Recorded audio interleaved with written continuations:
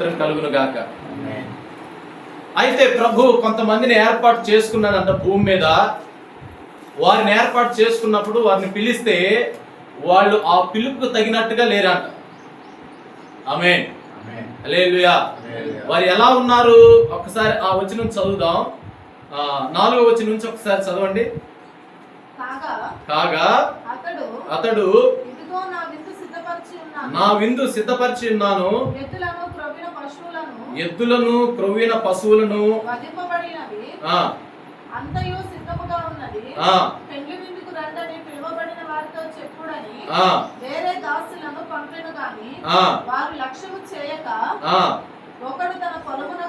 ఒకడేమో తన పొలానికి, మరొకడు తన వ్యాపారానికి వెళ్ళిరి. తక్కిన వారు తన దాసులను పట్టుకొని అవమానపరిచి చంపిరి. చాలు. ఆమేన్. దేవుడు ఒక గొప్ప పెండ్లి విందు మనకు అర్థం కావటానికి, పెండ్లి విందులో అన్ని వెరైటీస్ ఉంటాయి. సంతోషము, ఆనందము, మంచి తృప్తికరమైన భోజనము, ఆహ్లాదకరంగా చక్కగా వాతావరణం ఉంటుంది పెండ్లి అంటే. అలాంటిది దేవుడు పరలోకాన్ని మనకి ఏర్పాటు చేశాడంట యేసయ్య. ఆ పరలోక రాజ్యానికి చేరటానికి తన దాసుల్ని పంపించి వారందరికీ చెప్పండి, నా బిడ్డలు వాళ్ళని నా దగ్గరికి పిలవండి, నేను వాళ్ళకి మంచి చక్కని ఆ పెళ్లి విందు నేను ఏర్పాటు చేశాను. క్రొవ్విన ఎద్దులను గొర్రెలను మంచిగా నేను వధించి మంచి వంటకాలు నేను చేసి సిద్ధపరిచాను. ఆమేన్. మీరు వారిని పిలవండి అని అంటే దేవుని దాసులపై పిలుస్తా ఉన్నారంట.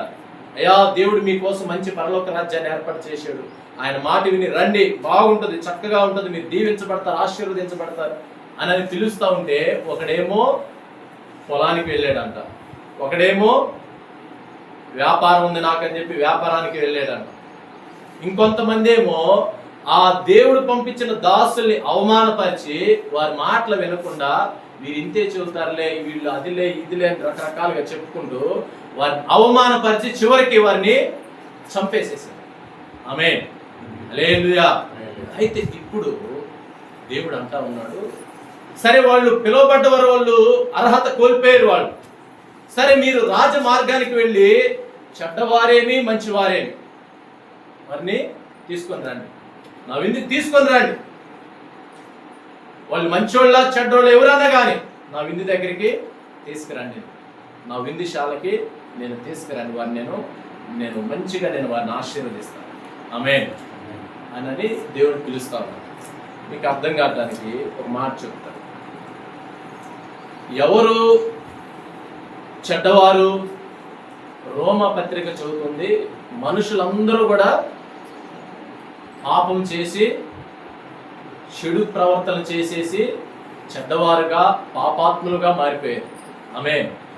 ఒక్కడు కూడా మంచివాడు లేడు భూమి మీద, అందరూ పాపం చేసిన వాళ్ళే. ప్రభు అంటా ఉన్నారు, వారందరినీ నా దగ్గర పిలవండి, నా దగ్గరికి తీసుకురండి, నేను వారిని ఆశీర్వదించి నా పరలోక రాజ్యాన్ని వారికి అనుగ్రహిస్తాను. ఆమేన్. దేవునికి స్తోత్రం కలుగును గాక. అంటే ఇది ఎలాంటిది అని అన్నానంటే, ఇప్పుడు చెడ్డవారిని చెడిపోయిన వారిని ఎవరైనా పిలుస్తామా? సహజంగా ఎలా పడితే అలా ఉన్నవాళ్ళు మనం పిలుస్తామా? పిలవము కదా. మీకు అర్థం కావట్లేదు. ఇంకొక మాట నేను చిన్న మాట చెబుతా. ఒక ఆయన యేసు ప్రభువుని చిన్న వయసులో నమ్ముకున్నాడు. నమ్ముకున్న కాడి నుంచి దేవుడు అతన్ని బాగా ఆశీర్వదిస్తూ మంచి చదువుకున్నాడు. మంచి సాఫ్ట్వేర్ జాబ్ వచ్చేసింది. సాఫ్ట్వేర్ జాబ్ వచ్చేసిన తర్వాత ఫారెన్లో జాబ్ వచ్చేసిన తర్వాత తను ఏమనుకున్నాడంటే, నేను మంచి దేవుని నమ్ముకున్న అమ్మాయిని చేసుకోవాలి, చక్కగా మంచి ప్రార్థన చేసి అమ్మాయిని చేసుకోవాలి, నా జీవితం ఇంకా బాగుంటుంది అని తను ఆశపడ్డ తర్వాత పెళ్ళిడు వచ్చేసింది కదా. ఆమె తల్లిదండ్రులు ఏమన్నారంటే, అయ్యా నీకు వయసు వచ్చింది, మంచి జాబ్లో ఉన్నావు కాబట్టి చాలామంది వస్తున్నారు. ఎవరు? చాలామంది వస్తున్నారు, మంచి డబ్బున్నోళ్ళు వస్తున్నారు. మీ కొడుకు ఫారెన్లో కదా, మంచి శాలరీ, మంచి జీతం, మా పిల్ల అయితే బాగుంటుంది, మేము ఇంత కట్నం ఇస్తాం అంత కట్నం ఇస్తామని చాలామంది వస్తూ ఉన్నారంట. చెబుతా ఉన్నాడు. నాకు దేవుడు నమ్ముకున్న అమ్మాయి అయితేనే కావాలి, దేవుడు నమ్ముకోవటమే కాదు మంచి ప్రార్థనా పరురాలై ఉండాలి, మంచిగా ప్రార్థనా పరురాలై ఉండాలి అంటే సరేనా ఉన్నారా అని అంటే చెప్పారు. సరే చెప్పి ఆ ఫారెన్ నుంచి వచ్చేసేసాడు ఆయన. వచ్చేసిన తర్వాత ఇక ఒక సంబంధం ఉంది పలానా ఊరిలో ఉందా అని అంటే ఆ ఊరికి ఆ తండ్రిని తీసుకొని ఆ అమ్మాయిని చూడటానికని వెళ్తా ఉన్నారు. వెళ్తా ఉంటే అది పల్లెటూరు. ఆ పల్లెటూరులో గేదెలు ఉన్నాయి కదా, బర్రెలు. ఆ బర్రెలు వెంబట తట్టలెత్తుకొని కొంతమంది ఆడపిల్లలు వెళ్తా ఉన్నారు. ఆ గేదెలు ఏమిటి తట్టలెత్తుకొని వెళ్తా ఉన్నారు. ఎందుకు వెళ్తారో తెలుసా? గేదెలు పేడేస్తే ఆ పేడని తీసుకుంటాను. ఆమేన్, హల్లెలూయా. చిన్నప్పుడు నేను కూడా వెళ్ళాను. దానికి చాలా పోటీ ఉంటుంది, గేదె పేడకి కూడా చాలా పోటీ ఉంటుంది. ఒక ఆమె అయితే కేవలం గేదె పేడతోటే ఎకరం పొలానికి సంవత్సరానికి ఎంత పెట్టుబడి అయిద్దో అంత పెట్టుబడి కేవలం గేదె పేడతోటే సంపాదించింది. ఆ గేదె దగ్గరికి వెళ్ళి ఆ పేడ పోగేసి ఆ పేడని అమ్ముకొని ఆ డబ్బులతో ఎకరం పొలం చేస్తే ఎంత పెట్టుబడి అవుతుందో అంత డబ్బులు వచ్చినాయి. ఆమేన్. చాలా పోటీ ఉంటుంది పల్లెటూరులో గేదె పేడకి. అయితే ఈ నలుగురు ఆడపిల్లలు వెళ్తా ఉన్నారంట. వెళ్తా ఉన్నప్పుడు ఏ గేదెలు పేడేస్తాయో ఆ తట్ట తీసుకొని వాటి దగ్గరికి త్వరగా వెళ్ళి ఆ పేడ తీసుకోవడానికి వెళ్తే వాళ్ళలో ఒక ఆమె వెంటనే ఆ గేదె దగ్గరికి ఆ పేడ వేస్తున్న దగ్గరికి వెళ్ళి అమ్మనే ఆ తట్టలో ఆ గేదె పేడ పట్టుకొని ఆ పేడని కాస్త అంత మట్టితో అది కలిపేసేసి తీసుకొని వెంటనే అక్కడికి ఏమంటారు అంటే అంటారు పిడకలు అంటారా? పిడకలు. ఆ గేదె పేడతోటి ఆ పిడకలు కొట్టి ప్రభువా నీకు స్తోత్రం అని చెబుతుందంట. పేడ కలిపి దాన్ని పిడకలు కొట్టి ప్రభువా నీకు స్తోత్రం అని చెబుతా ఉందంట. వెంటనే పెళ్లి చూపులకి వెళ్తా ఉన్నారు వాళ్ళు బండి మీద, తండ్రి కొడుకు. వెంటనే ఆగి ఆ పిల్లగాడు నాన్న బండి ఆపు అని అమ్మాయి నాకు నచ్చింది నాన్న, అమ్మాయి అరే ఇంకా మనం పోలేదురా, ఇంకా ఇంకో కిలోమీటర్ ఏముంది ఊరు, ఇంకా మనం పోలేదయ్యా అని అంటే లేదు నాన్న అదిగో ఆ అమ్మాయి గేదె దగ్గర పేడ ఎత్తుకునే అమ్మాయి, నువ్వు ఎక్కడో సాఫ్ట్వేర్ జాబ్ చేస్తున్నావు ఫారెన్లో, నువ్వు ఆ అమ్మాయిని పెళ్లి చేసుకోవటం ఏంది? మనం చూడాల్సిన అమ్మాయి ఆ అమ్మాయి కాదు నాన్న, ఇంకొక అమ్మాయి ఉంది అని అంటే ఆ పిల్లగాడు అన్నాడు, నాన్న నేను దేవుణ్ణి నమ్ముకున్న అమ్మాయి కావాలన్నా, దేవుణ్ణి ప్రార్థించే అమ్మాయి కావాలని నేను అనుకుని నేను ఒక ప్రార్థన చేసుకుని వచ్చాను నాన్న. ఏమని ప్రార్థన చేసుకున్నానంటే, ప్రభువా నేను నా జీవిత స్వామి కోసం నేను వెళ్తా ఉన్నా, నీవు నాకు ఏ అమ్మాయినైతే సిద్ధపరిచావో నేను చూసిన వెంటనే ఆ అమ్మాయి ప్రభువా నీకు స్తోత్రం అని నిన్ను గణపరచాలి, నీకు స్తోత్రాలు చెప్పాలి, ఆ అమ్మాయిని నేను పెళ్లి చేసుకుంటా, నువ్వు ఆ అమ్మాయినే నాకు సిద్ధపరచవని నేను కన్ఫర్మ్ చేసుకుంటా, ఈ సూచన నాకు చూపించు ప్రభువా అని ఆ పిల్లగాడు అన్నాడు. అనుకొని ప్రార్థన చేసుకున్నాడు. ఆమేన్. ప్రార్థన చేసుకొని వచ్చే రాగానే ఎవరు చెప్పారు ప్రభువా నీకు స్తోత్రం అని? ఎవరు చెప్పారు? గేదె పేడ పట్టుకున్న అమ్మాయి ఆ పిడికలు కొట్టి ఆ నలుగురు కంటే ప్రభువా నాకు ఇచ్చేవయ్యా ఇది త్వరగా, వాళ్ళందరికి అందకుండా నాకు ఇచ్చేవు, నేను 4 పిడికలు కొట్టుకున్నా వాళ్ళకంటే ఎక్కువగా, ప్రభువా నీకు స్తోత్రం అని ఆ గేదె పేడ ఎత్తుకున్నందుకే దేవుడికి స్తోత్రాలు చెప్పింది ఈ అమ్మాయి. ఇంకా మామూలుగా దేవుడు ఇంకెన్ని కార్యాలు చేస్తే ఇక తన జీవితంలో ఇంకెంతగా ప్రార్థన చేస్తూ ఉంటుంది ఆ అమ్మాయి. కాబట్టి నేను అడిగినట్టుగా నా కళ్ళ ముందు మొట్టమొదటిగా కనపడి స్తోత్రాలు చెప్పిన అమ్మాయి ఈ అమ్మాయి. కాబట్టి ఈ అమ్మాయే నాకు దేవుడు సిద్ధపరిచాడు, నాన్న ఆ అమ్మాయిని నేను చేసుకుంటాను. వెంటనే పోయి మాట్లాడితే ఆ అమ్మాయి గేదెల దగ్గర పేడకాలు ఎత్తుకున్న అమ్మాయి, ఈ అబ్బాయి సాల్వ్ చేయాలి. ఒప్పుకుంటారా ఒప్పుకోరా? కళ్ళకు అద్దుకొని మా బిడ్డకి అంతకంటే ఇక గొప్ప వాళ్ళు రారని చెప్పేసి ఇచ్చారు. ఆమేన్, హల్లెలూయా. అయితే ప్రియులారా, దేవుడి చేత ఏర్పరచబడిన వారేమో దేవుడి దగ్గరికి రావట్లేదు, కానీ చెడ్డవారు, బలహీనులు, ఆరోగ్య పరిస్థితి బాగలేని వాళ్ళు, ఆర్థిక స్థితి బాగలేని వాళ్ళు, రకరకాల సమస్యలతో దిగజారిపోయిన వాళ్ళని దేవుడు అంటా ఉన్నాడు, మీరు రండి, మీతో నాకు వివాహం కావాలి, మీకు నేను గొప్ప పెళ్లి విందుని నేను సిద్ధపరిచి ఉంచాను. ఆమేన్ అని మనల్ని కోరుకుంటా ఉన్నాడంటే యేసయ్య. ఆమేన్. ఆ పిల్లగాడు ఆ అమ్మాయిని పెళ్లి చేసుకున్న తర్వాత నేను ఫారిన్ వెళ్ళి నీకు వీసా పంపిస్తానని చెప్పి వెళ్ళి వీసా పంపించాడు. ఆమె టికెట్ తీసుకొని ఏరోప్లేన్ ఎక్కేసేసి దిగింది. ఎక్కడ? ఫారెన్లో. అప్పుడు దాకా ఎక్కడున్నా ఆమె? పల్లెటూరులో గేదెల దగ్గర పేడెత్తుకున్న ఆమె. ఇప్పుడు ఫారెన్లోకి వెళ్ళి ఆమె ఆ విమానం దిగిన తర్వాత వాళ్ళ భర్త వచ్చేసి కారు ఎక్కానంటే ఆ కారు ఏ కారో తెలుసా? BMW car. ఏ కారు? అది చూసి ఆ అమ్మాయి కళ్ళెంపు నీళ్ళు పెట్టుకొని ఏడుస్తూ ఉన్నాడు. ఇది మనదే ఈ కారు, సొంత కారు అని అంటే, నేను కనీసం మంచి బస్సు ఎక్కినా ఎంతో నాకు సంతోషం అనిపిస్తుంది. కానీ మా పల్లెటూరులో ఆ ఎర్ర బస్సులు, ఆ బస్సులే తిరిగితే అవి ఎక్కితేనే నేను అంతగా హ్యాపీగా నేను ఫీల్ అయ్యాను. కానీ నా ప్రభు నేను స్తుతించడాన్ని బట్టి, నా ప్రభు నేను ప్రార్థించడాన్ని బట్టి BMW కారు ఇచ్చాడు. అయ్యా, నేను ఇది ఎక్కడానికి నేను అర్హురాలు కాను, ఇది ఎక్కడానికి నేను అర్హురాలను కాను, ప్రభువా నన్ను ఇంతగానో ఆశీర్వదించావయ్యా అని చెప్పి ఆ కారు ఎక్కకుండా ప్రార్థన చేస్తూ ఏడుస్తూ ఉందంట.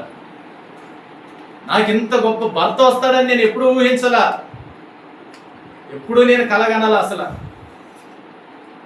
ఒక మంచి భర్తనిస్తే చాలా నేను అనుకున్నాను, కానీ దేవా పేడకాలు ఎత్తుకునే నాకు ఇంత గొప్ప వైభవాన్ని, ఇంత గొప్ప సమృద్ధిని, భర్తను, ఇంత మంచి వాహనాన్ని నాకు ఇచ్చేవా అని చెప్పి ప్రభువుని ప్రార్థిస్తా స్తుతిస్తా ఉన్నా. ఆమేన్. దేవునికి స్తోత్రం కలుగును గాక. ఎందుకు ప్రభు మనలో చాలా పాపాలు, తప్పులు ఉన్నాయి, మనం చాలా విషయాలు బలహీనంగా ఉన్నాం, మనం ఏ విషయంలో నమ్మదగిన వారం కాం. కానీ ప్రభు అంటా ఉన్నాడు, ఆ సాఫ్ట్వేర్ వ్యక్తి పిలిచినట్టుగా నీవు దేవుడు అంటే భయం కలిగి నా దగ్గరకు వస్తా ఉన్నావు కాబట్టి నేను నిన్ను కోరుకుంటా ఉన్నా, నీకు నేను పెండ్లి వస్త్రం ఇవ్వాలనుకుంటా ఉన్నా. ఈ పెండ్లి వస్త్రంలో ఎన్ని దీవెనలు ఉన్నాయంటే నువ్వు రక్షించబడతావు, నీ జీవితాంతం సరిపడిన ఆశీర్వాదాలు ఇందులో ఉన్నాయి. ఆమేన్. దేవునికి స్తోత్రం కలుగును గాక. సహోదరుడా, సహోదరి, ప్రభు మనకి పెండ్లి వస్త్రాన్ని ఈరోజు మనకి ఇస్తా ఉన్నాడు ఆయన. ఆమేన్. మనం దేనికి పనికిరాని వారు, కానీ ఆయన అంటా ఉన్నాడు, నేను నా పెండ్లి వస్త్రాన్ని నీకు ఇచ్చి నిన్ను నా వధువుగా, నా పెండ్లి కుమార్తెగా నేను నిన్ను చేసుకుంటా ఉన్నాను. నా పెండ్లి వస్త్రం నువ్వు ధరించుకోవాలి. దేవునికి స్తోత్రం కలుగునుగా. అలా చాలా మంది ధరించుకొని ప్రభు దగ్గరికి వచ్చేసింది. వాళ్ళందరికీ దేవుడు విందు సిద్ధపాటు చేసి ఇచ్చాడు. కానీ ఇక్కడ మనం తెలుసుకోవాల్సిన ఒక విచిత్రమైన విషయం ఏంటంటే, ఒక మాట చదువుదాం. 11వ వచనం ఒకసారి చదవండి. 11వ వచనం. రాజు కూర్చున్న వారిని చూడ లోపలికి వచ్చి అక్కడ పెళ్లి వస్త్రము ధరించుకొనని ఒకరిని చూచి, స్నేహితుడా పెళ్లి వస్త్రము లేక ఇక్కడికి ఎలాగూ వచ్చితివి? పెళ్లి వస్త్రము లేక ఇక్కడికి ఎలాగూ వచ్చితివని అడుగగా వాడు మౌని అయి ఉండెను. అంత దీవెన కలిగిన ఆ పరలోక రాజ్యానికి, ఆ మంచి స్థలానికి దేవుడు నీకు నేను ఒక వస్త్రాన్ని ఇచ్చానయ్యా, అది తొడుక్కొని నువ్వు రావాలి. నువ్వు ఎంత చెడిపోయిన వాడివైనా, ఎంత పనికి మాలిన వాడివైనా, నేను నిన్ను పిలిచి నీకు నేను మంచి పెండ్లి వస్త్రాలు ఇచ్చా, అవి నువ్వు ధరించుకొని ఇందులోకి రావాలి అని ఆ కూర్చున్న వారిలో, పరలోక రాజ్యంలో ప్రభు వచ్చి చూస్తా ఉన్నాడంట. ఎంతమంది పెళ్లి వస్త్రాలు వేసుకొని వచ్చి ఇక్కడ కూర్చున్నారు అని చూస్తే ఒకడు మాత్రం పెళ్లి వస్త్రాలు లేకుండా వచ్చి కూర్చొని ఉన్నాడు. ఆమేన్. అసలు పరలోక రాజ్యం అంటేనే గొప్ప దీవెనకరమైన ఆశీర్వాదకరమైన స్థలం. అసలు దేవుడి సన్నిధి అంటేనే చాలా దీవెనకరమైన ఆశీర్వాదకరమైన స్థలం. ఆమేన్. కానీ ఈ స్థలానికి వచ్చి దేవుడు అంటా ఉన్నాడు, నన్ను విశ్వసించిన వారు రక్షణ పొందుకుంటారు. ఆమేన్. నా యందు నమ్మిక ఉంచి బాప్తిసం పొందుకున్నవాడు నన్ను ధరించుకుంటాడు. హల్లెలూయా. కానీ ఈ ఈ పెండ్లి వస్త్రం లేనివాడు దేవుడు పిలిచినప్పుడు వచ్చి దేవుడు సిద్ధపరిచిన విందుని స్వీకరించాలని ఆశపడ్డాడు. అందరితో పాటు కూర్చున్నాడు. కానీ తన దగ్గర ఉన్న ఆ పెండ్లి వస్త్రాన్ని వేసుకోవటానికి ఇష్టపడతాడు. తన దగ్గర ఉన్న పెండ్లి వస్త్రాన్ని వేసుకోవటానికి ఇష్టపడతాడు. హల్లెలూయా. ఏం కాదు, వేసుకోకపోతే ఏం కాదులే. ఒకసారి వస్త్రం మనం సరిగ్గా వేసుకోకపోతే మనకి ఎంత అవమానం అంటే చాలా చాలా అవమానం. మాతో ఒక వ్యక్తి ఉన్నాడు, మాతో సువార్తలు తిరుగుతూ ఉన్నాడు. ఆయన తిరుగుతూ ఉన్నప్పుడు, అయ్యా బట్టలు సరిగ్గా వేసుకో, ఆ బట్టలు సరిగ్గా పెట్టుకో అని అంటా ఉన్నప్పుడు మాలో ఒకడు ఉన్నాడు. వాడు కొంచెం సరదాగా ఉంటాడు, జోక్గా ఉంటాడు.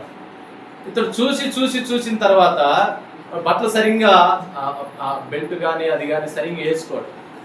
ఉండి ఏమైపోయాడు, ఒకసారి ఏమైందనంటే, ఇది ఎన్నిసార్లు చెప్పినా ఎట్లానే చేస్తూ ఉన్నాడు అని చెప్పి ఈ సరదాగా ఉండే వ్యక్తి ఉన్నాడు కదా,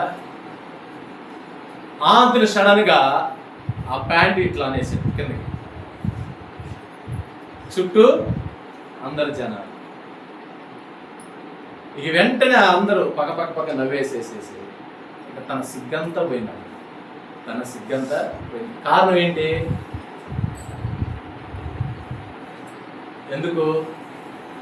ఎందుకు తన సిగ్గుపోయింది అక్కడ?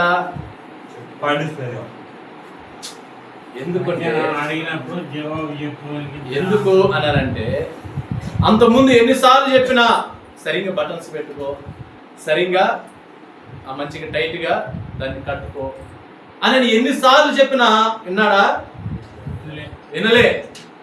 కానీ ఎప్పుడైతే అది లాగివేయబడిందో అప్పుడు అయ్యో నాది జారిపోయిందని చెప్పేసి మళ్ళీ తిరిగి దాన్ని బాగా టైట్గా కట్టుకున్నాడు. ఆమేన్. హల్లెలూయా. అయితే దేవుడు అంటా ఉన్నాడు, దేవుడు కూడా మనకు ఒక వస్త్రాన్ని ఇచ్చాడు. అది ఏం వస్త్రం అంటే రక్షణ వస్త్రము. అది ప్రభువుని నమ్మి విశ్వసించి మనం ప్రభు దగ్గరకు వచ్చిన ప్రతి ఒక్కరూ మనం ఆ రక్షణ వస్త్రాన్ని మనం ధరించుకోవాలి, అది స్వీకరించాలి. అది స్వీకరించకపోతే, ఆ బాప్తిస్మ అనే వస్త్రాన్ని మనం స్వీకరించకపోతే మనం దేవుని రాజ్యాన్ని మనం చేరలేము. ఆమేన్. ఒకవేళ దేవుడి దగ్గరకు వచ్చేసి చూద్దాంలే చేద్దాంలే అన్నట్టుగా కనుక నువ్వు ఉంటే నీవు ఆ స్థలానికి నువ్వు చేరలేవు. ఒకవేళ నువ్వు బాప్తిసం తీసుకొని కూడా నువ్వు ఉంటే దేవుడు అంటా ఉన్నాడు, నీ రక్షణ వస్త్రాన్ని కూడా నువ్వు జాగ్రత్తగా నువ్వు కాపాడుకోవాలి. ఒకసారి చదువుదాం 2 కొరింథీ పత్రిక 11వ అధ్యాయం ఒకసారి 3వ వచనం చదవండి. 2 కొరింథీ పత్రిక 11:3. 2 నుంచి చదవండి ఒకసారి. 2 నుంచి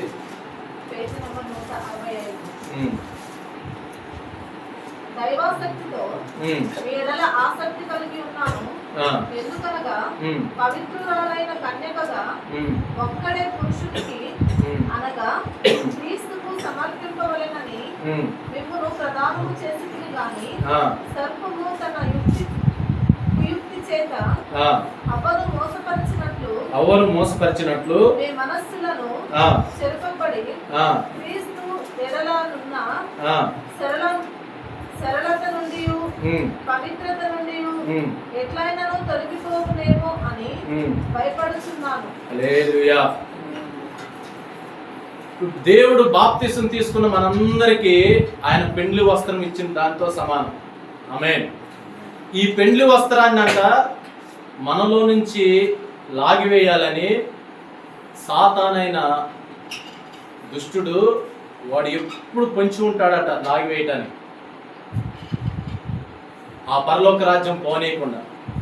అయితే ఈ పెండ్లి వస్త్రాన్ని మనం జాగ్రత్తగా మనం కట్టుకోవాలి. ఈ పెండ్లి వస్త్రం జాగ్రత్తగా మనం ధరించుకోవాలి, చాచాతగా మనం ఉండకూడదు. అలా ఉంటే ఇక్కడ ఈ 3వ వచనంలో అంటా ఉన్నాడు ఏమని, సర్పము తన కుయుక్తి చేత హవ్వను మోసపరిచినట్లు మీ మనసులను చెరుపబడి క్రీస్తు ఎడలనున్న సరళత నుండి పవిత్రత నుండి ఎట్లయినను తొలగిపోవునేమో అని భయపడుచున్నాను. ఆమేన్. నాకెళ్ళి చూడండి జాగ్రత్త. అవ్వని సాతాను మోసం చేసి దేవుడిచ్చిన తన మహిమను కోల్పోయేటట్టు చేసిందంట. తన కుయుక్తి చేత, తన ఆలోచనల చేత. ఎట్లా కుయుక్తి చేత చేసిందంటే, అందమైన పండ్లు చూపించి దేవుడేమో అది తినకూడదని దేవుడు చెబితే, ఇది మాత్రం అది చాలా అందమైనది, నీకు మంచి ఆహారము, నువ్వు చావనే చావని అది కుయుక్తైన ఆలోచన చెప్పి అది తినేటట్టు చేసింది, అవని మోసం చేసి. ఇప్పుడు ప్రభువుని వెంబడిస్తున్న మనము, రక్షణ పొందుకున్న మనలో కూడా ఈ రక్షణ పెండ్లి వస్త్రం అనేది సాతాను మన నుంచి ఓడబీకి మనల్ని ఆ పరలోక రాజ్యం నుంచి గెంటి వేసేటట్టు చేయాలని చెప్పేసి మనకున్న పవిత్రతమైన జీవితాన్ని, పరిశుద్ధమైన జీవితాన్ని ఇది డ్యామేజ్ చేయాలని చెప్పేసి అది అవ్వని ఎట్లాగైతే మోసం చేస్తుందో అలాగే కుయుక్తి మన మీద పండుతాడు. ఆమేన్. ఇది మీరు జాగ్రత్త వహించి మీరు జాగ్రత్త పడకపోతే సాతాను మిమ్మల్ని వస్త్రం లేకుండా చేసి రేపు విందుశాలలో ప్రభు వచ్చి చూసినప్పుడు మీ మీద వస్త్రం లేకుండా మీరు కనపడ్డప్పుడు, స్నేహితుడా నీ మీద వస్త్రం ఏది, పెండ్లి వస్త్రం ఇచ్చాను కదా, ఏది నీ దగ్గర అన్నానంటే వాడు మౌని అయిపోయి సైలెంట్గా ఉన్నాడంట. కారణం ఏంటి? తన దగ్గర వస్త్రాలు ఎవరు లాగేశారు? సాతాను లాగేసేసారు. ఆమేన్. ఈ సాతాను లాగేస్తా ఉంటది, మీరు జాగ్రత్త మీరు వహించండి. ఆమేన్. మీరు జాగ్రత్త వహించండి. ఎలాగ ప్రభా, మరి ఎలాగ మేము జాగ్రత్తగా ఉండాలి, మేము ఎలాగ ఉండాలి అని అంటే ఒక మాట మీకు చూపిస్తా. ఆ వచనం చదువుదాం ఒకసారి, ఆ వచనము చదువుదాం. ఎఫెస్సి పత్రిక 4:24 వచనం. ఎఫెస్సి పత్రిక 4:24.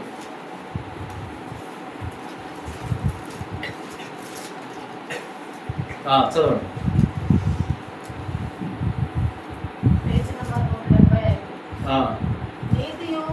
నీతియు యథార్థమైన భక్తియు గలవారై దేవుని పోలికగా సృష్టింపబడిన నవీన స్వభావమును ధరించుకొనవలెను. హల్లెలూయా. ఈ వస్త్రము మనకి టైట్ గా ఉండాలి, చక్కగా ఉండాలి అనంటే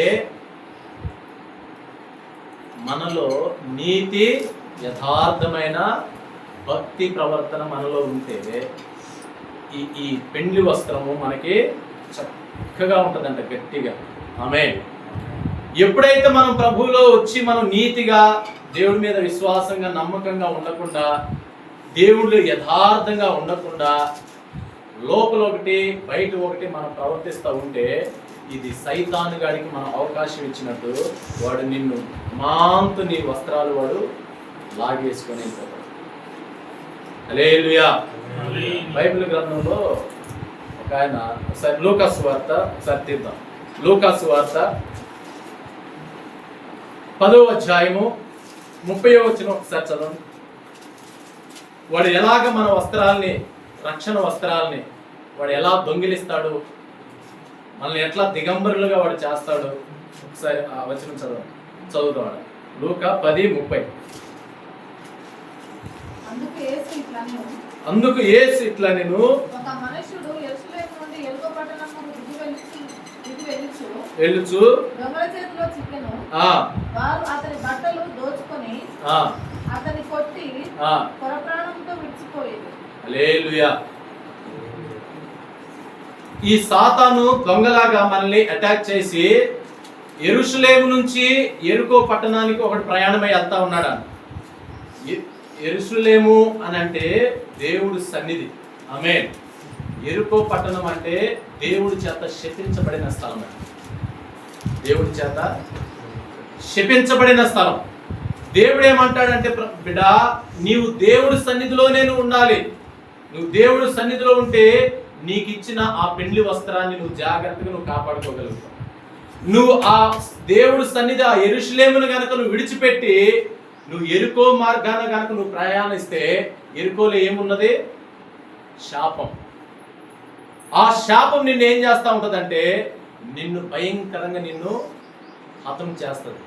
ఇప్పుడు ఒక వ్యక్తి అంట ఈ యెరూషలేము నుంచి బయలుదేరి యెరికో శాపభరితమైన స్థలానికి వెళ్తా ఉంటే వెంటనే దొంగలు అటాక్ చేసేసి ఏం దోచుకున్నారంట? ఫస్ట్ తన మీద ఆయనకున్న వస్త్రాలు దోచుకున్నారు. ఆమేన్.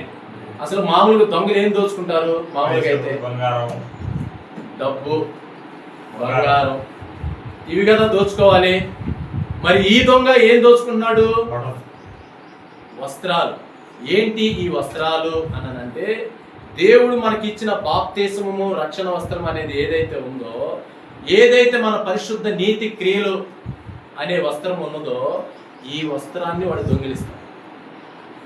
ఇప్పుడు నువ్వు మందిరానికి రావటాన్ని బట్టి నువ్వు చక్కగా ప్రార్థన చేస్తావు, చక్కగా దేవుడు చెప్పినట్టుగా నడుస్తూ ఉంటావు. నువ్వు ఎప్పుడైతే మందిరానికి నువ్వు డుమ్మా కొట్టి రకరకాల కారణాలు చెప్పి నువ్వు శాపభరితమైన లోకం వైపు నువ్వు ఆలోచన కలిగి నువ్వు వెళ్తా ఉంటావో ఇక అప్పుడు నీలో ఆ వస్త్రము లూజ్ అయిపోతుంది. ఆ లూజ్ అయిపోయినప్పుడు వాడు ఏం చేస్తాడు తెలుసా? బట్ట మాంతం లాగేస్తాడు.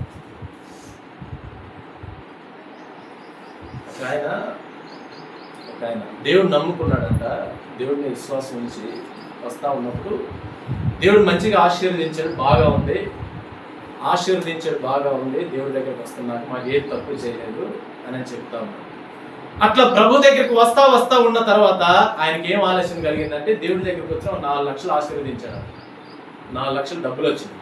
ఈ డబ్బులు ఏం చేశాడంటే ఒక బిజినెస్ పెడదామని ఆలోచన చేశాడు. ఏది? బిజినెస్ పెడదామని. సరే పెట్టాడు. బిజినెస్ పార్ట్నర్ పెట్టాడు. వేరే వ్యక్తితో కలిసి బిజినెస్ పెట్టిన తర్వాత ఈ బిజినెస్ పార్ట్నర్లో ఏమైపోయిందంటే ఆదివారం రెస్ట్ దొరకట్లా. ఆ రోజే కస్టమర్స్, ఆ రోజే బిజినెస్ సంబంధించిన పనులు, లావాదేవీలు, అటు ఇటు వాటిని సముదాయించడం, ఇవన్నీ ఆ రోజే పడుతున్నాయి. సరే ఏం కాదు, ఈ ఒక్క వారమే కదా దేవుడి మందిరం అని చెప్పి 1 వారం డుమ్మా పెట్టాడు. ఆమేన్. దేన్ని బట్టి? బిజినెస్ని బట్టి. సరే 2వ వారం డుమ్మా కొట్టాడు. ఈసారి 3వ వారం వెళ్తాంలే. 4వ వారం డుమ్మా కొట్టాడు. 5వ వారం డుమ్మా కొట్టాడు. కారణం ఏంది? 4 లక్షలు పెట్టుబడి పెట్టారు, ఈ రోజు పోకపోతే లాస్ అయిపోతాం, ఇదైపోతాం అని చెప్పి ఇక అట్లా ఆ బిజినెస్ అనే దాని మీద పెట్టి ఆదివారం దేవుడి దగ్గరికి రావాల్సింది పోనిచ్చి ఇక పూర్తిగా దూరం అయిపోయాడు. ఒకరోజు ఆ పార్ట్నరు అర్ధాంతరంగా నిలువునా మోసం చేసేసి తన పెట్టుబడి అంతా లాస్ అయిపోయింది. ఆమేన్. హల్లెలూయా. అప్పుడు ఆయన అంటా ఉన్నాడు ఏమని? దేవుడి దగ్గరికి వస్తే ఏంది బ్రదర్, దేవుడి దగ్గరికి మరి ప్రార్థనకి రావచ్చు కదా. నేను రక్షణ కూడా తీసుకున్నా, కానీ నాకు లాస్ అయిపోయింది. నా మనసు రావాలనిపించట్లా దేవుడి దగ్గర. నన్ను అర్ధాంతరంగా వదిలేస్తాడు ఆ దేవుడు. అర్ధాంతరంగా నా బిజినెస్లో ఇంత లాస్ వచ్చేసింది, దేవుడు నమ్ముకుని నాకేం లాభం, ఏం సుఖం అని అంటా ఉన్నాడు ఆయన. ఎవరు లాగేశారు తన రక్షణ వస్త్రాలు? ఎందుకు లాగేశాడు? యెరూషలేము పట్టణంలో ఉండాల్సిన ఇప్పుడు ఆ దొంగల చేతికి ఎందుకు చిక్కాడు? ఎందుకు కొట్టబడ్డాడు? ఆ యెరూషలేములో ఉంటే దొంగలు వస్తారా? ఇప్పుడు ఆయన ఎటు ప్రయాణం అయ్యాడు? శాపభరితమైన లోకమైన యెరికో పట్టణానికి ప్రయాణం అయ్యాడు. ఆమేన్. ఎప్పుడైతే దేవుడి సన్నిధి నుంచి ఈ లోక సంబంధమైన ఈ వ్యవహారాల వైపు నీ ఆలోచనలు, నీ పనితనాలు అన్నీ నువ్వు వెళ్తా ఉంటావో, వెంటనే సైతాను గాడు దొంగలాగా కాసేసుకుని ఉంటాడు దారి పక్కనే. వాడు వెంటనే ఫస్ట్ వాడు దోపిడీ. యాక్చువల్గా లోకంలో ఉన్న దొంగలైతే డబ్బు, బంగారం, వస్తువులు ఏమైనా ఉంటే తీసుకుంటారు. ఆమేన్. కానీ ఈ దొంగ ఏం దోచుకుంటాడంటే, నీ డబ్బుతో వాడికి అవసరం లేదు, నీకున్న రక్షణ వస్త్రాన్ని వాడు లాగేస్తాడు. అది ఆమేన్. ఫస్ట్ ఇప్పుడు నేను చెప్పిన ఈ సాక్ష్యంలో దేవుడు నమ్ముకున్న తర్వాత ఫస్ట్ ఆయన ఏమన్నాడు? దేవుడు నన్ను మంచిగా ఆశీర్వదించాడు, దేవుడు మందిరానికి వెళ్తే మంచిగా 4 లక్షలు మంచిగా నాకు ఆదాయం వచ్చింది, ఈ 4 లక్షలు తీసుకొని నేను బిజినెస్ పెడతాను. బిజినెస్ పెట్టు, తప్పు లేదు. ఆమేన్. కానీ ఈ వ్యక్తి చేసిన తప్పేంటి? బిజినెస్ చేయొద్దని దేవుడు ఏమైనా చెప్పాడా? ఏం చెప్పలేదు. కానీ మరి ఎందుకు లాస్ అయిపోయాడేనా? ఎప్పుడైతే బిజినెస్ నువ్వు పెట్టి దేవుడి దగ్గరకు వచ్చి, ప్రభా అయ్యా నీ కృపలో నువ్వు ఇచ్చిన దాన్ని ఈ వ్యాపారంగా పెట్టాను నాయన, నువ్వు ఆశీర్వదించు ప్రభా, సహాయం చేయ ప్రభా అని నువ్వు దేవుడి దగ్గరకు వచ్చి నీ వ్యాపారాన్ని, నీ పనిని దేవుడికి అప్పగించుకుంటూ దేవుడి సన్నిధిలో ప్రార్థన చేసుకుంటూ ఉంటే ఆయన ఆ వ్యాపారాన్ని అభివృద్ధి చెందిస్తాడు. ఆమేన్. నువ్వేం చేసావు? వ్యాపారాన్ని చూసుకొని దేవుడి సన్నిధిని వదిలేసేసి ఎటు ప్రయాణం అవుతున్నావు? ఎరుకో పట్టణానికి, శాపభరితమైన దానికి వెళ్ళిపోతా ఉన్నావు. లాస్ట్కి దేవుని కూడా అదేం చేసింది? నీకు ఒక నష్టాన్ని కలిగించింది. ఆ నష్టం వల్ల నీలో ఒక ఆలోచన పుట్టించింది. ఏం ఆలోచన? దేవుడి దగ్గరికి వెళ్తా ఉన్నానుగా, 4 వారాలు వెళ్ళాలా, లేకపోతే ఒక 5 వారాలు వెళ్ళాలా, అందుకే నాకు ఎంత నష్టం జరుగుద్దా, నేను వెళ్ళను ఇక చర్చికి, ఇక నేను చర్చికి వెళ్ళను అని ఆ వ్యక్తి ఏం చేసిందంటే తర్వాత భూత వైద్యుల దగ్గర తిరుగుతున్నాడు. నాకెవరో ఏదో చేశారు, వాళ్ళు 10,000 చెబితే 10,000 ఇస్తున్నాడు. వాడికి అంత పసుపు కుంకుమ నెత్తిన చల్లి 4 నిమ్మకాయలు కొరికి నోట్లో ఊసి వీపు మీద బెయ్యిన ఒకసారి, ఓ ఈ దెబ్బతో బయటికి పో అని అంటున్నాడు. కానీ డబ్బులు అయితే పోతున్నాయి, ఓ అని అనగానే డబ్బులు పోతున్నాయి, కానీ జీవితం బాగుపడుతుంది. అట్లా అన్నిటి వైపు తిరిగి లాస్ట్కి ఏమైపోయాడంటే, గడ్డం పిచ్చోళ్ళ పెంచేసేసి, తాగుడికి వ్యసనానికి బానిస అయిపోయి, భార్య పిల్లలు వదిలేసేసేసి దేశ దిబ్బర వల్ల తిరుగుతూ ఉన్నాడు దేశంలో. ఆమేన్. కారణం ఏంటంటే, తనకున్న దేవుడిచ్చిన ఆ రక్షణ వస్త్రాలు, ఆ పెండ్లి వస్త్రాలు అంటే అర్థం ఏంటంటే, నీకు ఆశీర్వాదము, నెమ్మది, దీవెన. ఆమేన్. హల్లెలూయా. ఇవి నువ్వు దేవుడి సన్నిధిలో ఉండి నువ్వు వేసుకున్నప్పుడు అవి నిన్ను కాపాడుతూ ఉంటే, నిన్ను దీవిస్తూ ఉంటావు, నువ్వు చక్కగా ఉంటావు ప్రతి విషయంలో కూడా. ఆమేన్.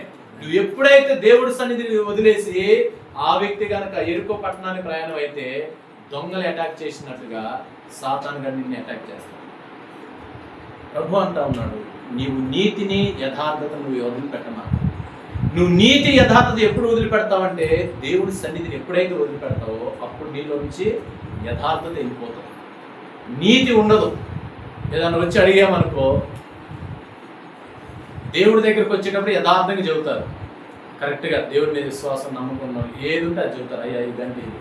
కానీ దేవుడి సన్నిధి దుమ్మా కొట్టామనుకో, ఏంది రాలేదు బ్రదర్ సిస్టర్ ఏంది అని అంటే ఏం చెబుతాం?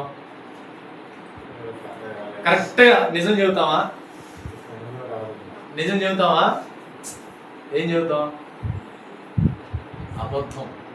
ఏం చెబుతాం? అబద్ధం చెబుతాం ఫస్ట్. ఇక చాలు, సైతాన్ గారికి నువ్వు ఆయుధాన్ని ఇచ్చినట్టే. నీ చేత ఫస్ట్ దుమ్మా కొట్టిస్తాడు, తర్వాత నెక్స్ట్ అబద్ధం చెప్పిస్తాడు, తర్వాత నెక్స్ట్ నిన్ను నిలువునా నాశనం చేసేస్తాడు. దేవుడు అంటా ఉన్నాడు, నా రక్షణ వస్త్రాన్ని నువ్వు తొడుక్కున్నప్పుడు, మన చొక్కాకి గుండీలు ఉంటాయి కదా, చొక్కాకి గుండీలు, మన ప్యాంటుకి బెల్ట్ ఉంటుంది కదా, ఇవి ఎంత ప్రాముఖ్యమో నీతి క్రియలు కూడా నీ వస్త్రానికి అంత ప్రాముఖ్యం. ఒకసారి వచనం చదువుతాం, ప్రకటన గ్రంథము చదవండి 19వ అధ్యాయం, ఒక్కసారి చదవండి ఆ వచనం, 9వ వచనం.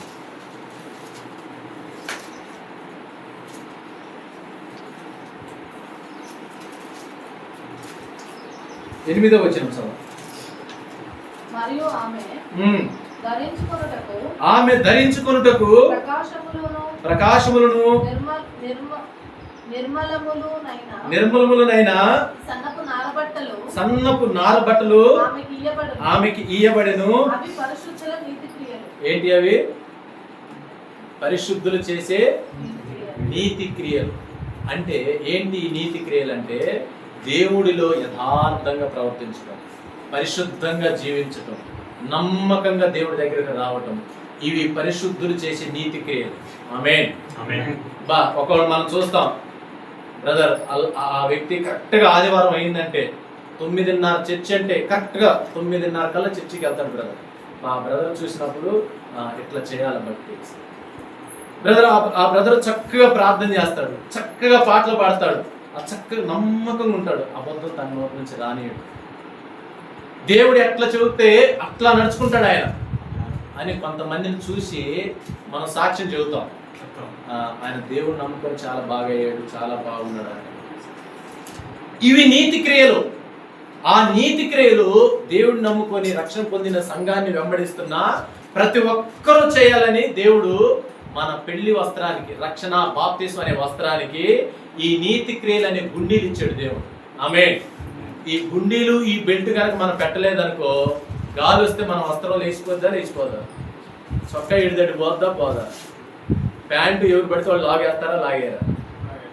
అప్పుడు నీ సిగ్గు మట్ట బయలైపోయి, నువ్వు అవమాన పాలైపోయి, నువ్వు బయటికి ఏడవబడదు. ఆమేన్.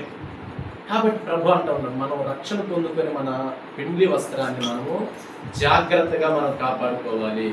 ఏంటి ఆ వస్త్రము కాపాడుకోవాలంటే మన నీతి క్రియల చేత దాన్ని మనం కాపాడుకోవాలి. దేవునికి స్తోత్రం కలుగును గాక.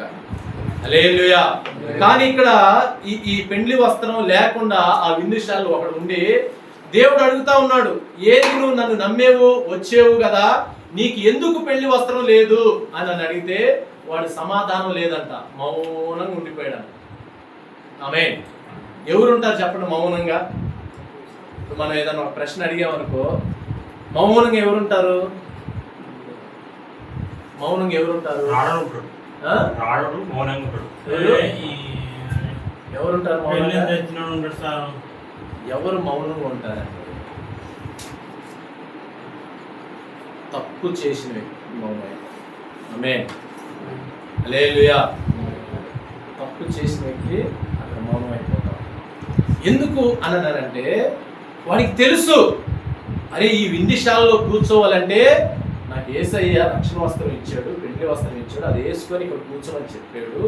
కానీ ఏముంది చర్చికి బాప్తిస్మం తర్వాత చూద్దాం, తర్వాత తీసుకుందాం, 9:30కా ఆ సిస్టర్ వస్తుంది 10:30కి, నేను 10కి వెళ్తాను, ఇంకా అరగంట, పర్లేదులే ఏం కాదులే అని అబద్ధాలా? అబద్ధం ఆడకుండా బయట మనం ఎట్ట బతుకుతాం? అబద్ధాలు ఏం కాదు. దోస్తు పిలిచాడు, ఏం కాదు పర్లేదు, పోదాం, తాగుదాం, చేద్దాం, సినిమాకి వెళ్దాం, అవి చేద్దాం, ఇది చేద్దాం, అబద్ధాలు చెప్పేద్దాం. ఒక ఆయన మామూలుగా కుటుంబ పరిస్థితి ఇట్లా ఇబ్బంది అయింది ఏంటి అని అన్నప్పుడు, సరే ఎట్లా చేస్తున్నారు ఏంటి, ఇంకంతా మరి ఎంత వస్తుంది, సరిపోతుందా అని అంటే, లేదు చాలా తక్కువ వస్తూ ఉంది అని చెప్పి, తర్వాత చాలా తక్కువ కాదు, తనకి పర్లేదు బాగానే వస్తాం అని తెలిసిన వ్యక్తే చెప్పాడు. ఇప్పుడు ఏది నిజం, ఏది అబద్ధం అని అంటే, ఆ వ్యక్తి తీసుకుంటున్న జీతం చూసిన ఆ వ్యక్తి చెప్పాడు. కానీ ఈయన యథార్థంగా మాత్రం ఏమని చెబుతున్నాడు, అబ్బే అంత రాలేదన్న, ఇలా 1000 రూపాయలు 500 వచ్చింది, ఏం బాగాలన్నా, పని లేదు, పని ఉంటుందా? అబద్ధం, యథార్థత లేకుండా చెప్పడం. ఆమేన్. కానీ ఆ డబ్బులు ఇస్తూ చూస్తున్న వ్యక్తి మాత్రం లేదు, రూపాయలు తనకి ఇచ్చింది, 1000 రూపాయలు అతను తీసుకుంది. నీకు అబద్ధం చెబుతున్నాను. ఎందుకు అట్లా చెబుతారు కదా? ఎందుకు అట్లా చెబుతారు? అమ్మో ఎక్కువ చెబితే మళ్ళీ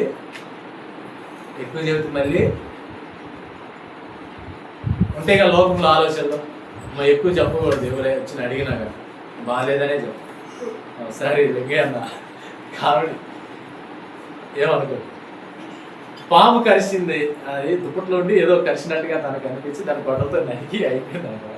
హాస్పిటల్కి వెళ్ళాడు ఆయన. హాస్పిటల్కి వెళ్ళిన తర్వాత హాస్పిటల్లో డాక్టర్లు పాము కరిచిందా అదే అడిగితే తను పైకి లేపింది, అమ్మో కరిచింది అని చెబుతున్నాడు అంట. అంటే కరిసిందని చెప్పకపోతే ట్రీట్మెంట్ చేయరు కదా. కరిసిందని చెప్పకపోతే వాళ్ళు ట్రీట్మెంట్లు అవన్నీ చేయరు. ఆయనకేం తెలుసు కరవలేదు, కానీ పైకి ఎత్తింది, దాన్ని వెంటనే దాంతో కొట్టి చంపేనని ఆయనకి తెలుసు. ఏమో ఒకవేళ కలిసిందేమో.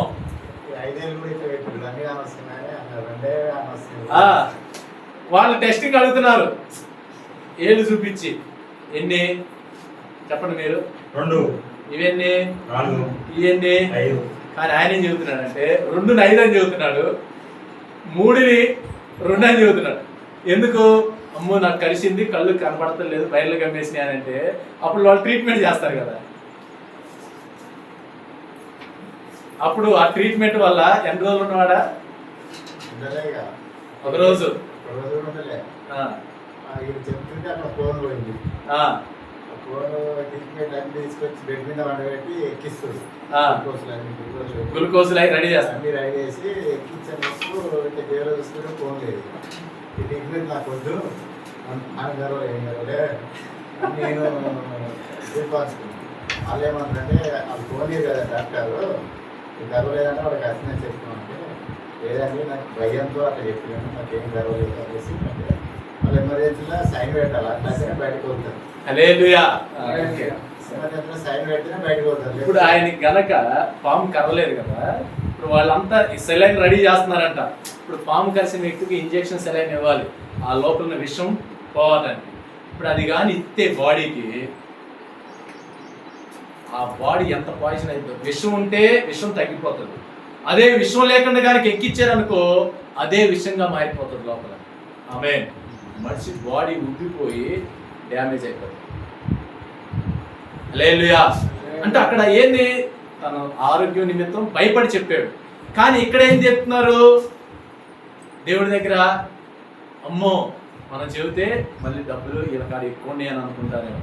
అమ్మో మనం నిజం చెబితే వీళ్ళు అమ్మో వీళ్ళు ఇంత వాళ్ళంతా ఏళ్ళకేమిలే అని అనుకుంటారేమో అని చెప్పి దేవుడిని నమ్మి దేవుడి సన్నిధిలో నీతిగా పవిత్రంగా యథార్థంగా నడవాల్సిన భక్తి పరులైన దేవుని పిల్లలే తన యథార్థతను కోల్పోతా ఉన్నారన్నమాట.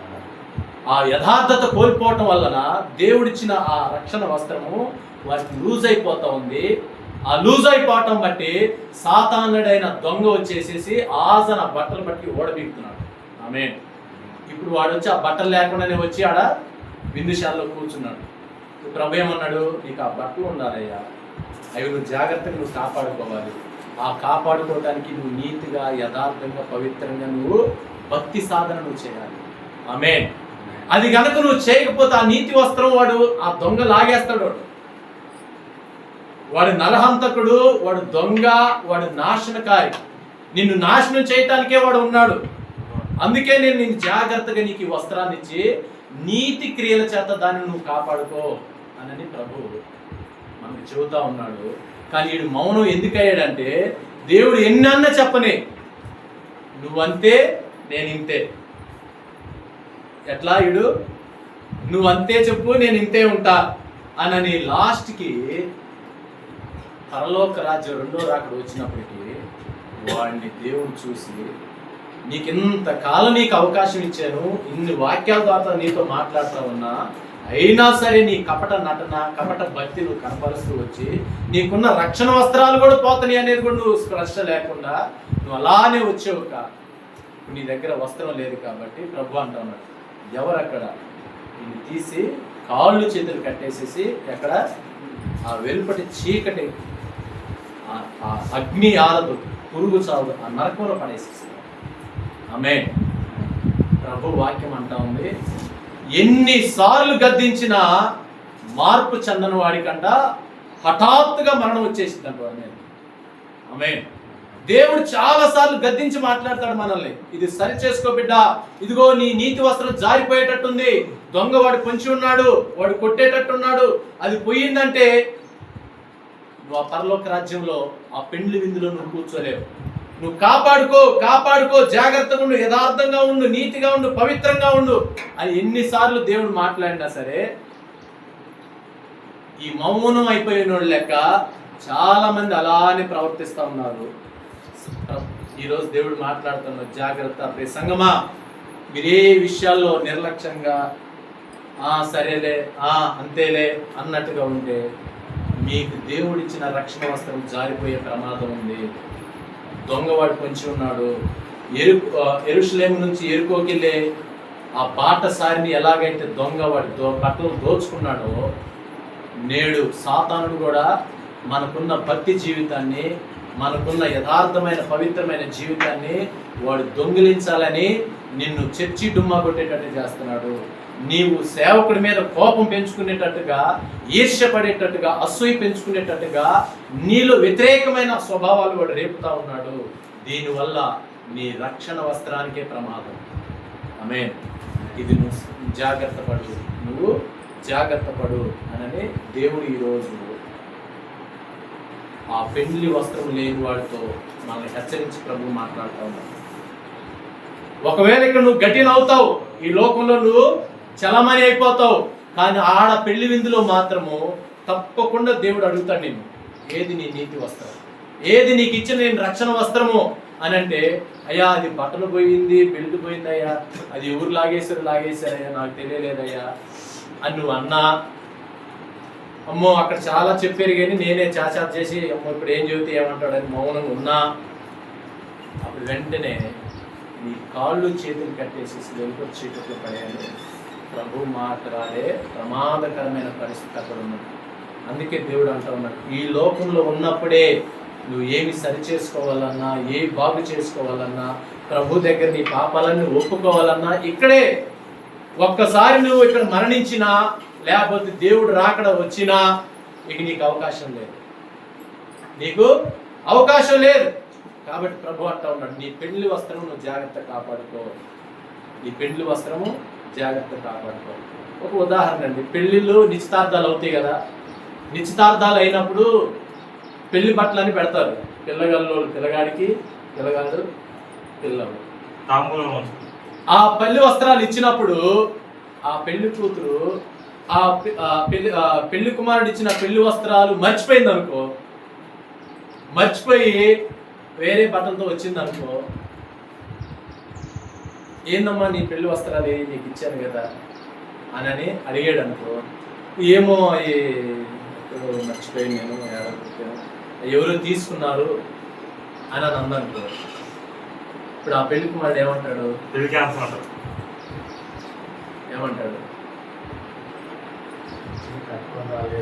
నేను మంచి వస్త్రాలు 10,000 పెట్టి 20,000 పెట్టి కొంటాం కదా, 20,000 లక్ష రూపాయలు పెళ్లి శారీ కొని నీకు ఇంత నేను ప్రేమించి నీకు నేను ఆ వస్త్రాన్ని ఇస్తే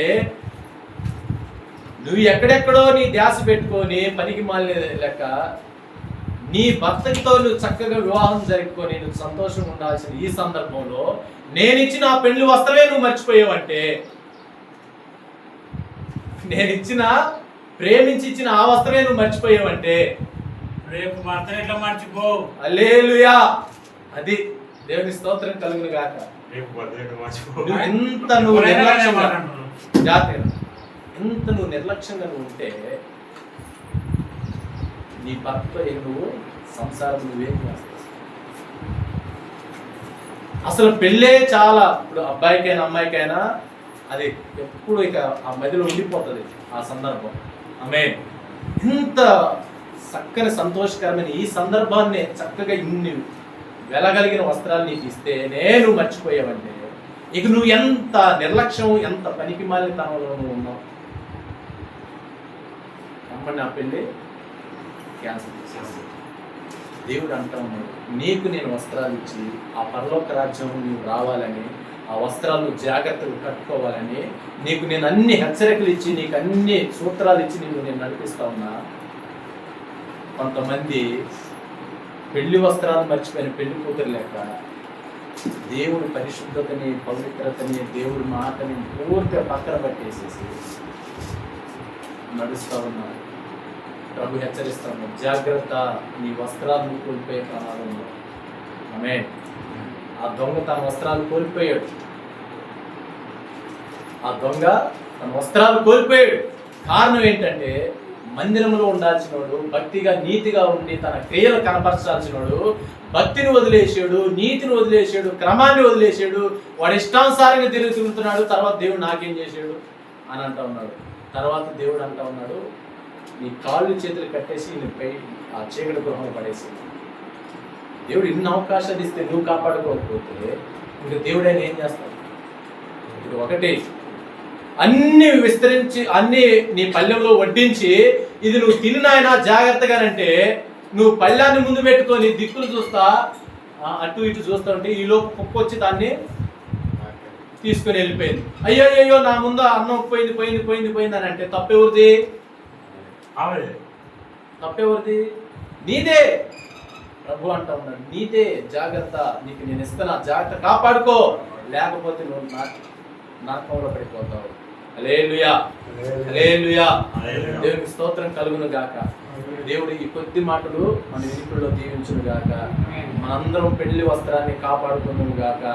మన నీతి క్రియల చేత ఆ వస్త్రాన్ని బిగువుగా కట్టుకుందుము గాక. మన నీతిగా మనం దేవుడి సన్నిధిలో, దేవుడి క్రమంలో కనుక నడిస్తే మన పెళ్లి వస్త్రం జారిపోదండి. అతను కనుక గట్టిగా బెల్ట్ పెట్టుకొని గట్టిగా ఉంటే వాడు ఎంత లాగినా ఊడుద్దా? గట్టిగా ఉంటుంది, ఆ వస్త్రం ఊడదు. ఇక నువ్వు మంచిగా బటన్స్ అయి పెట్టుకో, ఎంత గాలి వచ్చినా కానీ చొక్కా ఎగిరిపోతుందా? ఎగిరిపోదు. నువ్వు ఎప్పుడైతే నిర్లక్ష్యంగా బట్టలు తీసేసి ఇక ఏముందులంటే ఆ గాలికి ఆ చొక్కా చిందరబందరైపోయి నువ్వు తొడుక్కోటానికి కూడా పనికి రాకుండా పేలికలుగా చినిగిపోతుంది. కాబట్టి నువ్వు జాగ్రత్తగా నీకు ఇచ్చిన ఆ చొక్కాని జాగ్రత్తగా కట్టుకో, ఆ వస్త్రాలు జాగ్రత్తగా కట్టుకో. ఏంటి ఆ వస్త్రాలు అంటే? నీతి క్రియలు, దేవుడి క్రమము, దేవుడి నీతి, దేవుడి యథార్థత, భయము, భక్తి, ఒక క్రమము. ఆమేన్. ఇవి నువ్వు కలిగి నువ్వు భక్తి సాధనలో ఉంటే నా ప్రభు రాకల్లో ఆ విందుశాలలో నువ్వు నేను కూడా ఉంటాం. ఆమేన్. హల్లెలూయా. అందరూ లేచి నుంచుందాం, ప్రార్థన చేస్తాం.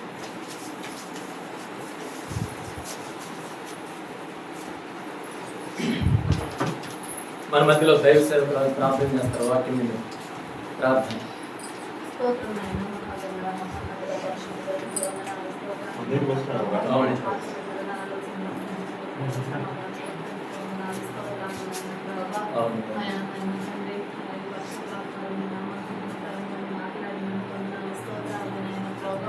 ఆయా పెళ్లి వస్త్రం లేక కాళ్ళు చేతులు కట్టి వెంపడి పడవేయమంటున్నాను ప్రభా.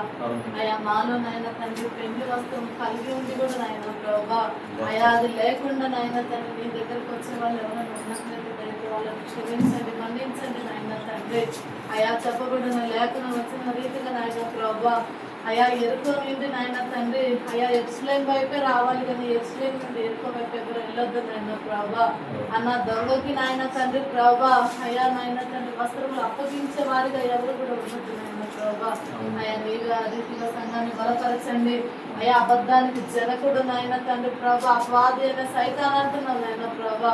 అయా మాలో అబద్ధము, అసత్యము నాయన తండ్రి, అనీతి మాలో ఉండొద్దు నాయన ప్రభా.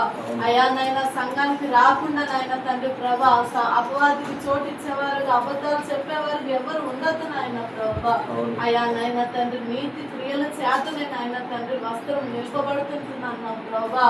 అయా మాలో నాయన తండ్రి యథార్థమైన నీతి క్రియలు అయా మాలో ఉండటం సహాయం చేయనైనా ప్రభా. ఎత్తబడిన వాక్యాన్ని నూరంతలుగా ఫలింపు చేసి వాక్యానుసారంగా జీవించే కృప మా అందరికీ, సంఘబడులందరికీ దయచేయమని సమస్త మహిమ ఘనత ప్రభావాలు నీకు మాత్రమే ఆరోపిస్తూ యేసుక్రీస్తు నామములో ప్రార్థించి వేడుకుంటున్నాము తండ్రి. ఆమేన్. చిన్న పాట పాడుకుంటూ దేవుడి సన్నిధికి హృదయపూర్వకంగా